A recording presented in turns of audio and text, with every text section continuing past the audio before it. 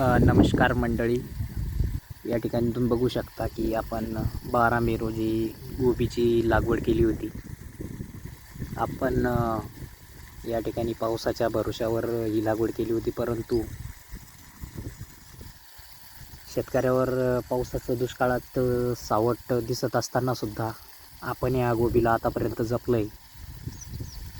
परंतु निसर्गाची साथ आता भेटताना दिसत नाही आहे. अशा परिस्थितीमध्ये शेतकऱ्यांनी काय करावं हे शेतकऱ्याला समजत नाही आहे. शेतकऱ्याला कुठलीही अपेक्षा नाही आहे, परंतु शेतकऱ्याच्या मालाला योग्य भाव आणि निसर्गाने जर साथ दिली तर शेतकरी हा सुखी आणि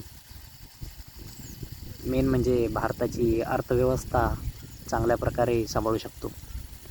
तुम्ही माझ्या प्लॉटमध्ये बघू शकता, आता पाणी न आल्यामुळे प्लॉट हा अगदी सुकून चालला आहे. पाहिजे तेवढा डेव्हलप झालेला नाही.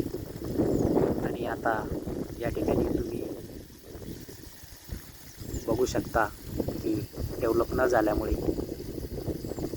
मालाला योग्य भाव मिळणार नाही आणि जे व्यापारी आहेत ते शेअर करतील. तरी आम्ही खचून न जाता या पिकाला डेव्हलप करण्याचा प्रयत्न मी करतो आहे. आतापर्यंत माझा एवढ्या गोबीसाठी 50,000 खर्च झालेला आहे. आता एकच आशा आहे की पाणी कधी येईल, काय येईल या आशेवर आम्ही बसलेलो आहोत.